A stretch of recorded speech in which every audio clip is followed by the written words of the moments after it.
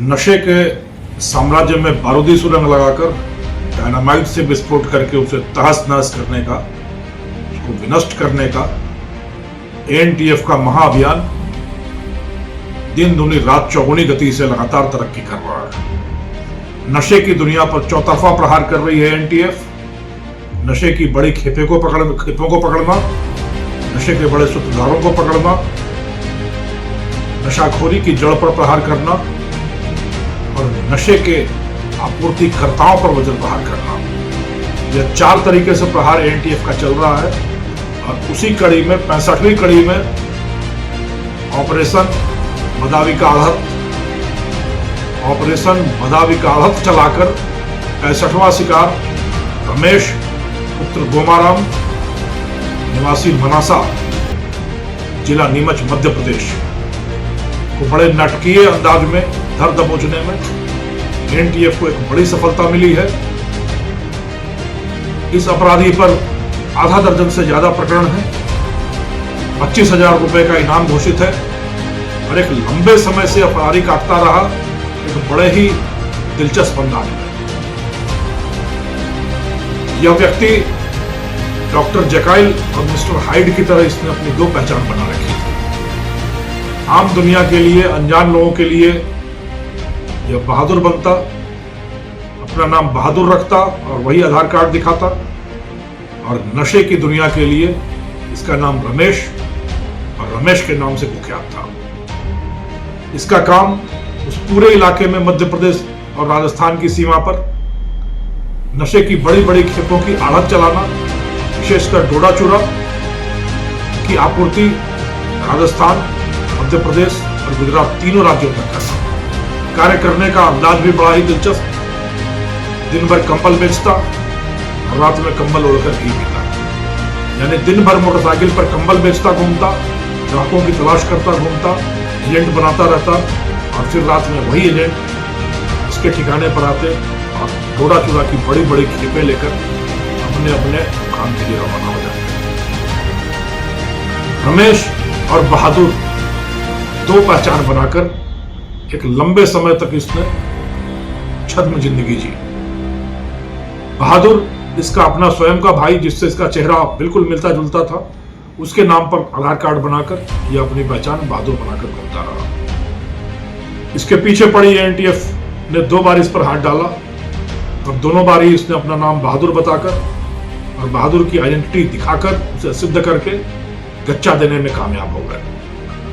पर जब लगातार गतिविधियां चलती रही और रमेश का नाम जोरों शोरों से आता रहा, तब जब गहन तहकीकात की गई, गहन शोध की गई एएनटीएफ के द्वारा, तो तथाकथित रमेश के ससुराल का पता चला। वह ससुराल चित्तौड़गढ़ जिले के गुदारेज इलाके में थी। जब वहां पर मुखबिर बनाए गए तो पता चला रमेश और बहादुर 2 अलग अलग व्यक्ति हैं, दोनों भाई हैं, और रमेश की ससुराल गुदारेज है, बहादुर की ससुराल कहीं और है। उसी मुखबिर के आधार पर 2 दिन पहले एक सूचना मिली कि रमेश की ससुराल में इसके किसी करीबी रिश्तेदार की मृत्यु हुई है और मृत्यु भोज के लिए रमेश ही आएगा, बहादुर नहीं आएगा। यह अहम सूचना थी, पर फिर भी विशेष सतर्कता बरतते हुए एएनटीएफ ने 2 टीमें भेजी। एक टीम बहादुर के पीछे लगी और एक टीम रमेश के पीछे लगी। रमेश अपने ससुराल में मृत्यु भोज में गया। मृत्यु भोज से लौटते हुए जब तक राजस्थान की सीमा में रहा, चोरी छिपे तंग गलियों से यात्रा तय करता रहा और जैसे ही मध्य प्रदेश पहुंचा, वहां जाकर शेर बनकर वो सीधा राजमार्ग पर आ गया। वहां जाल बिछाकर बैठी एएनटीएफ की टीम ने जब उसको पकड़ा तो एक बार फिर उसने गच्चा देने का प्रयास किया और अपना नाम बहादुर बताकर फिर वही आधार कार्ड दिखाने का प्रयास किया। यहां तक कि पीछे बैठी पत्नी भी अपने ही पति को अपना जेठ बताती रही और कहती रही कि मेरा जेठ है, इसका नाम बहादुर है। पर इस बार पूरा अनुसंधान, पूरा शोध अन्वेषण कर रखा था एएनटीएफ की टीम ने। जब पूछा गया कि जब ससुराल रमेश की है तो वहां बहादुर क्या करने जाएगा, और यह जो पीछे से आप कंधे पर हाथ रख के बैठी हो, जेठ के साथ अपने पीहर कैसे जाओगी। फिर सख्ती से पूछताछ की गई तो इसने अपना भेद खोला, यह रमेश ही है। और इस तरह से डोडा चूरा के आपूर्ति का एक बड़ा सूत्रधार, एक बड़ा आढ़तिया रमेश एनटीएफ के शिकंजे में आया। इस ऑपरेशन का नाम मदारी का आढ़त रखा गया।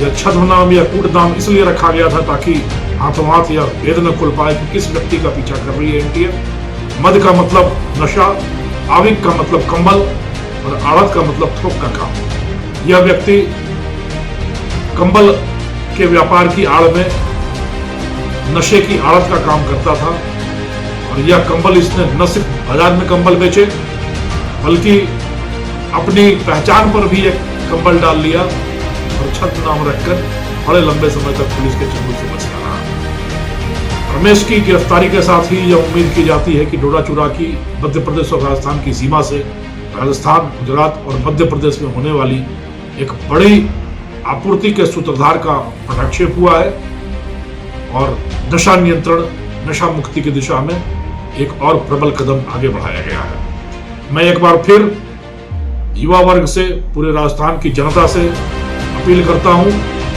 बहुत पहले हमारे स्वतंत्रता सेनानियों ने कहा था, नेताजी ने कहा था, तुम मुझे खून दो, मैं तुम्हें अंग्रेजों से आजादी दूंगा। आज राजस्थान पुलिस कहती है, एनटीएफ कहती है, तुम मुझे सूचना दो, हम तुम्हें नशे से आजादी देंगे। इस नशे के खिलाफ, इस नशे से आजादी के इस महासंघर्ष में हर एक व्यक्ति को जुड़ना है, हर एक व्यक्ति को साथ देना है। सूचना, सहयोग, समर्थन, किसी भी तरीके से हर एक व्यक्ति जब हमारे साथ खड़ा होगा, हम अहर्निश कार्य करेंगे, दिन दुनी रात चौगुनी का मेहनत करेंगे और इस नशे के साम्राज्य को तहस नहस और पूरी तरीके से नष्ट करने की दिशा में लगातार आगे बढ़ते रहेंगे। ईश्वर हमारी सहायता करें। जय हिंद, जय राजस्थान।